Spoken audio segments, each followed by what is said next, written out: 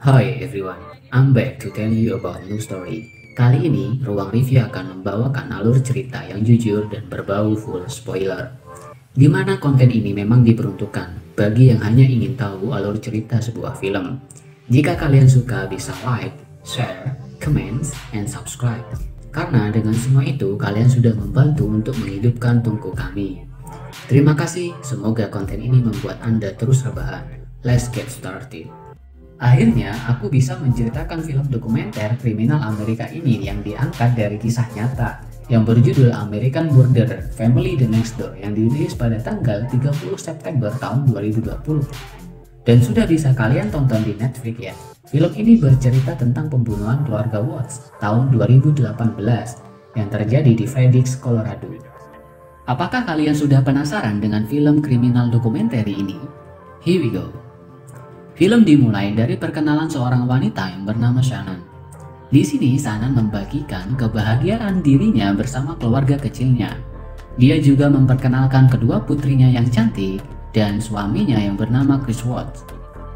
Di sana dia menjelaskan kepindahan dirinya di Colorado setelah pernikahan dengan Chris. Shannon menceritakan betapa senangnya bisa tinggal di Colorado, ditambah lagi dengan berita yang lain yaitu Chris mendapatkan sebuah pekerjaan yang dimana dirinya merasa dihargai. Tercatat, kejadian pada tanggal 13 Agustus dini hari sekitar pukul 02 pagi, terlihat Shannon baru tiba dari rumahnya setelah diantar oleh sahabatnya, Nicole. Scene ini adalah rekaman CCTV di rumahnya di mana kejadian ini adalah kejadian terakhir ketika Shannon masih hidup. Dia juga tidak mengetahui kejadian seperti apa yang akan menimpanya beberapa jam ke depan mengenai hidupnya. Di pagi harinya, Nicole berusaha menghubungi Shannon sekitar jam 9 pagi. Di sana, dia ingin menanyakan mengenai janji untuk bertemu dengan seseorang dokter. Hingga 3 jam berlalu, Shannon tidak membalas pesannya. Sekitar pukul 12 siang, akhirnya Nicole memutuskan untuk mengunjungi rumahnya karena Nicole merasa khawatir. Sesampai di rumah Shannon, ternyata rumahnya terkunci rapat. Dia pun tidak menemukan Shannon di rumahnya. Telepon, mengirim pesan pun dia tidak membalas. Karena dia takut jika terjadi apa-apa dengan sahabat baiknya, Nicole pun menghubungi pihak kepolisian.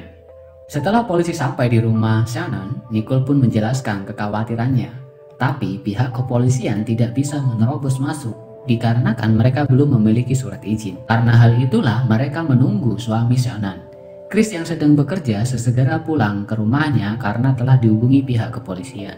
Tak lama kemudian Chris pun sampai di rumah dan mereka pun masuk ke rumah Chris. Setelah memeriksa, mereka tidak menemukan Shannon dan kedua anaknya di dalam rumah itu. Chris pun memberitahu kepada polisi jika selimut yang biasanya digunakan anaknya tidur telah hilang dibawa pergi. Pihak polisi juga menemukan HP Shannon yang tertinggal dalam keadaan off. Chris mengatakan kemungkinan jika Shannon pergi ke rumah temannya. Tapi pertanyaannya, kenapa HP yang sangat penting itu tidak dibawa oleh Shannon? Setelah HP dihidupkan, terdapatlah banyak pesan yang masuk, termasuk pesan dari Chris jam 8 pagi yang menyatakan jika membawa pergi anaknya, beritahu aku di mana mereka. Nicole pun menekankan bahwa ini terjadi keanehan. Dia menemukan obat yang biasanya dipegang oleh Shannon. Mengapa barang seperti itu tidak dibawa oleh Shannon jika dia benar-benar pergi? Film pun lanjut di mana Shannon suka membuat vlog tentang dirinya dan kehidupannya, lalu membagikannya ke halaman Facebook. Dia juga menceritakan jika dia tidak percaya diri di masa remajanya. Shannon harus melewati sebuah perjalanan hidup yang panjang dan tidak mudah, mulai dari perceraian di masa lalu, pencapaian diri yang luar biasa di usia 25 tahun, dan sampai dia jatuh sakit dan diagnosa mengidap penyakit lupus. Pada saat terburuk itu, dia juga dipertemukan dengan Chris. Di sini, Chris mengatakan jika dirinya biasanya berangkat kerja setiap jam 5.30 pagi. Chris bekerja sebagai operator di perusahaan minyak dan gas. Di kamarnya, Chris juga menemukan cincin kawinnya yang ditinggal oleh Shannon. Layar beralih pada hari pernikahan Shannon dan Chris. Shannon menceritakan awal dirinya bertemu dengan Chris di Facebook. Awalnya Shannon tidak tertarik kepada Chris. Meskipun sudah beberapa kali Chris ditolak oleh Shannon, tapi Chris tidak pernah menyerah. Hal itu yang membuat Shannon luluh dan memutuskan untuk menikah. Ayah Shannon dan ibu dan adik laki-lakinya terlihat begitu bahagia di hari pernikahan itu. Adiknya juga berkata, pertemuan dengan Chris adalah kebahagiaan. Dan setelah pernikahan itu akhirnya mereka dikaruniai 2 putri yang cantik. Shannon berkata bahwa hal itu adalah hal terbaik yang terjadi pada hidupnya. Alur pun pindah ke tetangga Chris untuk melihat rekaman CCTV yang mengarah ke rumah Chris. Dalam rekaman tersebut menunjukkan jam 5.17 pagi. Terlihat mobil Chris ke garasi rumahnya. Di sini Chris terlihat gelisah dan panik atas rekaman tersebut. Fakta mengejutkan di sini, Chris mengatakan jika istrinya sedang hamil 4 bulan. Setelah kepulangan Chris, tetangganya juga curiga dengan kelakuan Chris, yang semula pendiam sekarang menjadi banyak ngomong. Apalagi Chris terlihat gelisah, berbeda dengan kelakuan Chris sehari-hari. Polisi pun menanyakan perihal teman-teman, keluarga, supaya mendapat petunjuk. Polisi tidak lupa juga memberikan kartu ID kepadanya, supaya bisa berkomunikasi masalah tersebut. Keesokan harinya pada tanggal 14 Agustus 2018, polisi pun menghubungi Chris untuk mengetahui secara detail keluarnya Shannon. Setelah mendapatkan informasi dari Chris, polisi pun menyebarkan selembar kertas untuk memungkinkan mendapatkan informasi di mana Shannon sekarang.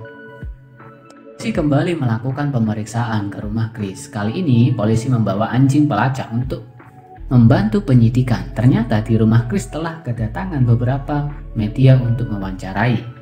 Chris menjelaskan dirinya hanya bisa berharap supaya istrinya dan anak-anaknya berada di tempat yang aman. Dalam wawancara itu, Chris juga mengatakan jika dirinya dan Shannon sempat cekcok sebelum Shannon pergi, dan dia menambahkan jika itu adalah perdebatan biasa. Keanehan muncul ketika wawancara. Chris terlihat sangat santuy banget menghadapi media. Dia tidak terlihat seperti orang yang kehilangan anak dan istri, bahkan dia tidak menangis dan sedih. Chris pun dipanggil ke kantor polisi untuk diinterogasi lebih dalam. Chris pun menceritakan jika dalam 6 minggu terakhir ini dia merasa hubungannya dengan Shannon sudah tidak bisa dilanjutkan lagi. Untuk membuat penyidik merasa tidak mungkin Chris lah penyebab Shannon pergi dengan membawa anak-anaknya, maka Chris menceritakan bahwasanya mereka akan bercerai. Film pun harus flashback 7 minggu sebelumnya, hari di mana Shannon menghilang. Di hari itu Shannon dan kedua anaknya pergi untuk bertemu keluarganya di Carolina Utara. Sementara itu Chris tidak bisa ikut karena masih ada pekerjaan yang lain. Dia akan menyusul di akhir Juli. Sesampai di sana, mereka merayakan ulang tahun dari ibunya Shannon. Diketahui Shannon dan anak-anaknya juga mengunjungi orang tuanya, Chris. Di sana ada cekcok antara Shannon dan ibu Chris. Diketahui orang tua Chris yang bernama Cindy tidak suka dengan Shannon. Suatu hari Shannon merasa kecewa dan marah terhadap Chris. Shannon karena merasa Chris tidak pernah menghubungi dan menanyakan keadaan mereka saat di sana. Chris menjawab dengan tenang. Dia selalu meminta maaf, selayaknya lelaki dan tanpa adanya tindakan.